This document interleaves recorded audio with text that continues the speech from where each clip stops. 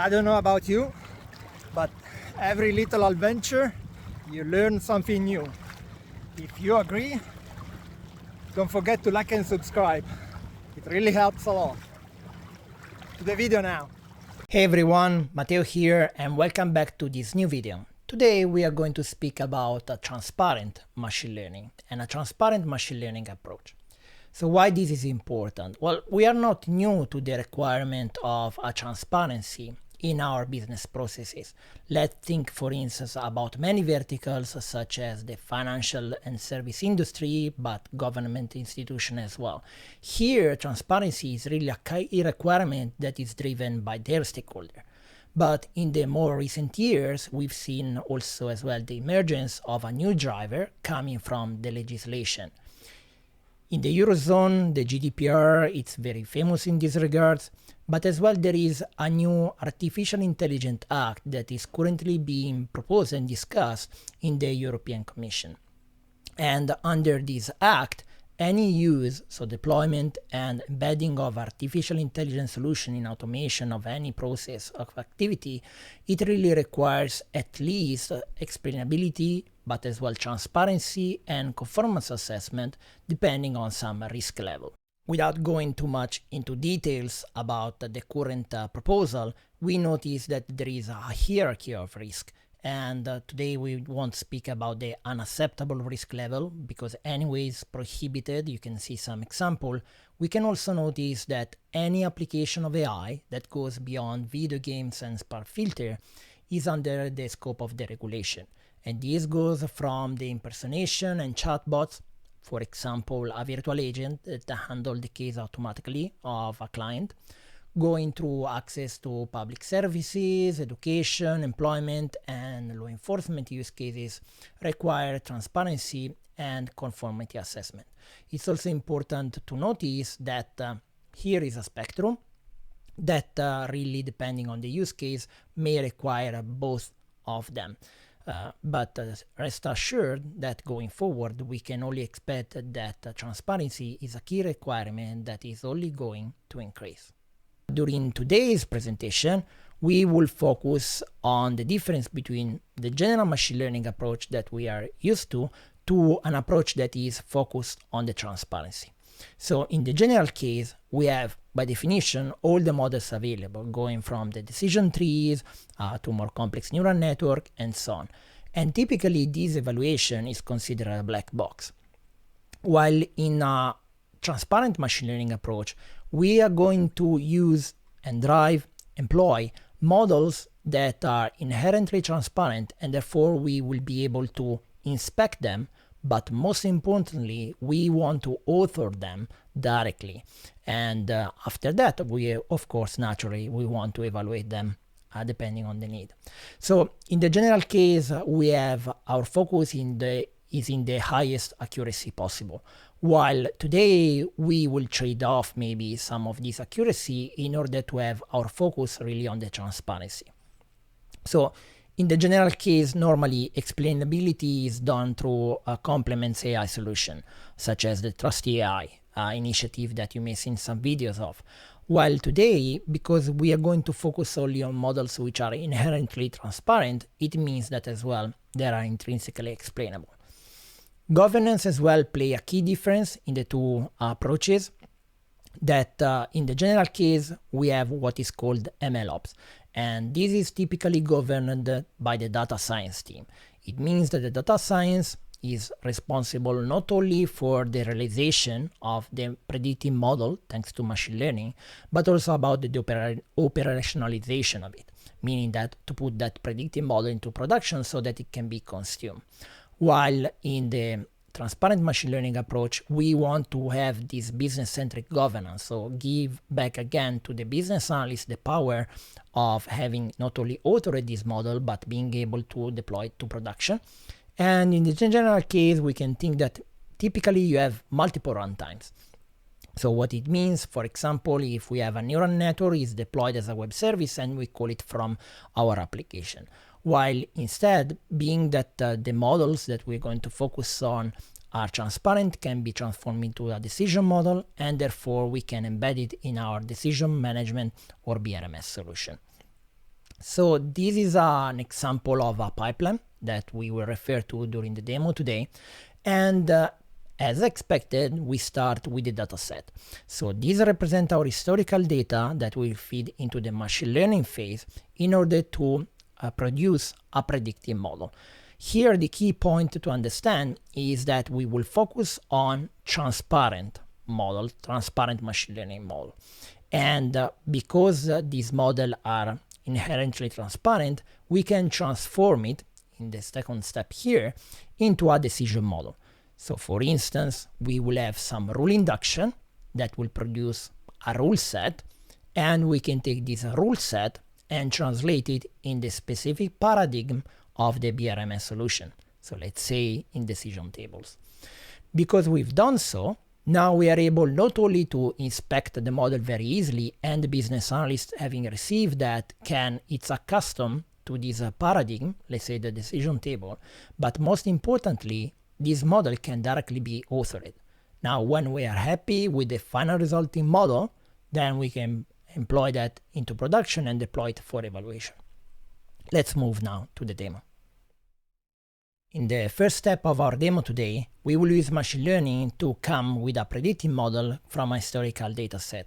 And again, as a reminder, we will strive to select models which are inherently transparent. So for the dataset of today, the example goes for the famous adult dataset.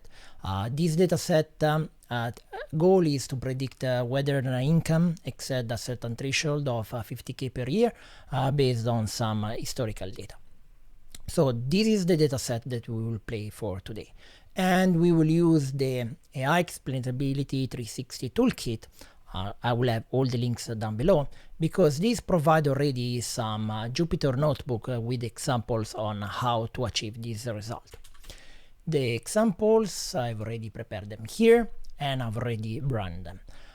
What is important to realize is that we are taking that dataset, and thanks to some specific rule induction, thanks to some machine learning algorithm, we are producing some rule set.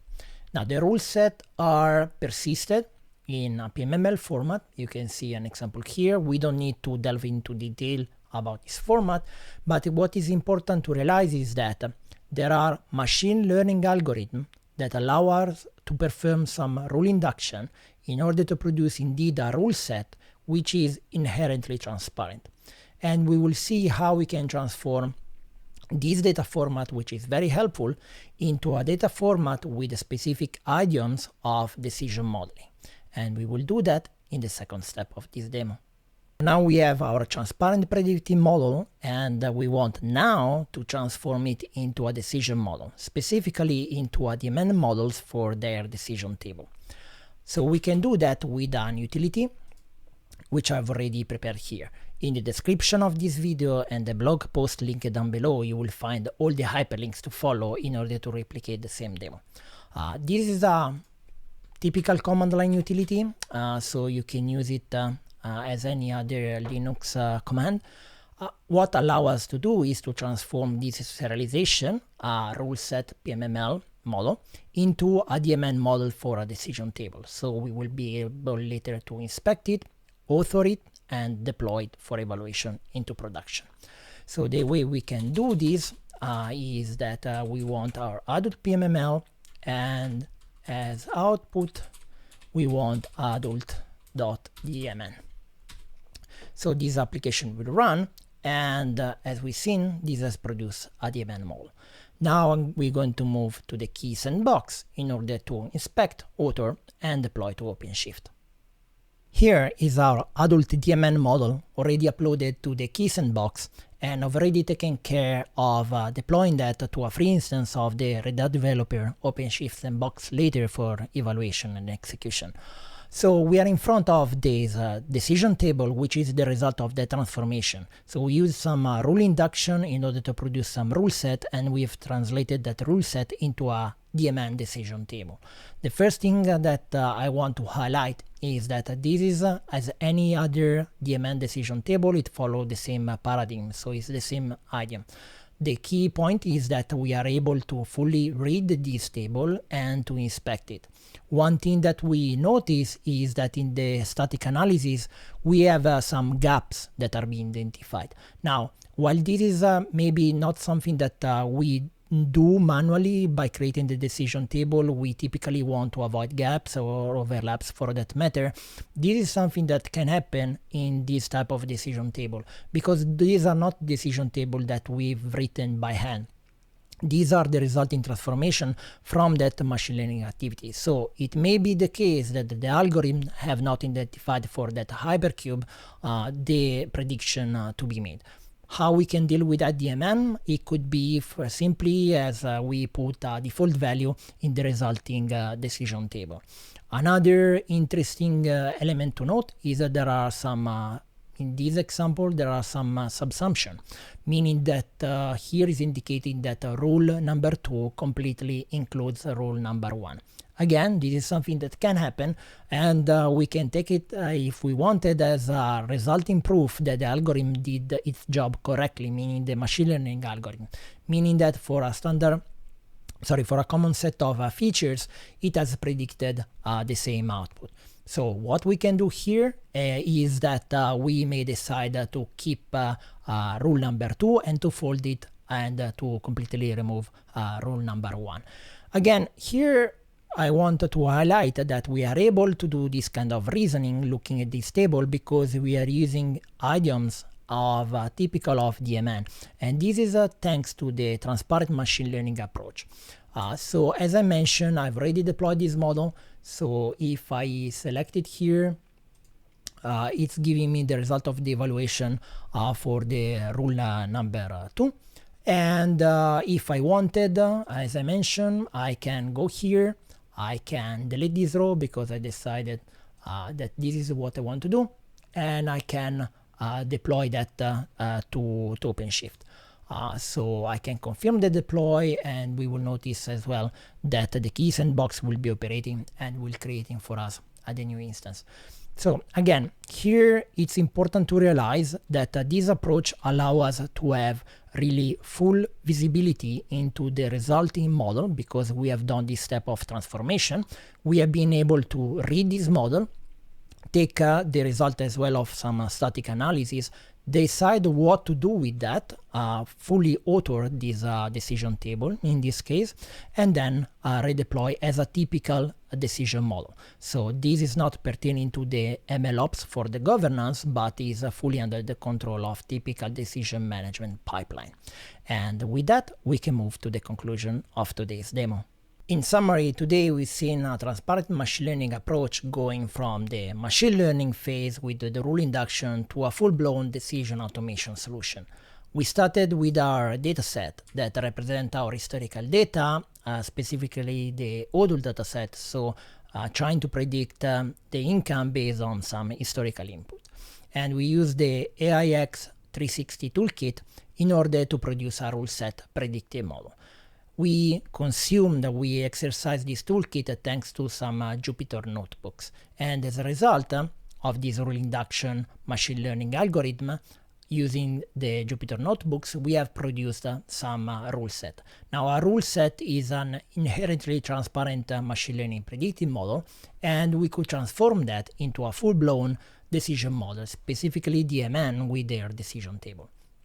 Because it's a standard DMN with decision table, we could reuse upstream project from Drools that we are accustomed to. So we use the Cogito editor to open this file, read, inspect the content of this model, but as well author, model, change the model accordingly to our needs. And every time that we wanted to static analyze this model or to evaluate it when we push the data to production, we've reused capabilities of the Drools DMN open source engine. Now in the flow you will find in color some commercial offering that include this upstream project and of course help with even broader use cases. But I hope that this transparent machine learning flow represented in this graph and the demo showcased today was really of interest. I think it has some really powerful capabilities, for as well as some limitation as we highlighted in the beginning of this video. But I believe that this transparent machine learning approach is an important tool in the toolbox for you to help with many use cases that are important nowadays and to enable them. So with this, again, I thank you for your attention, and I will see you at the next video.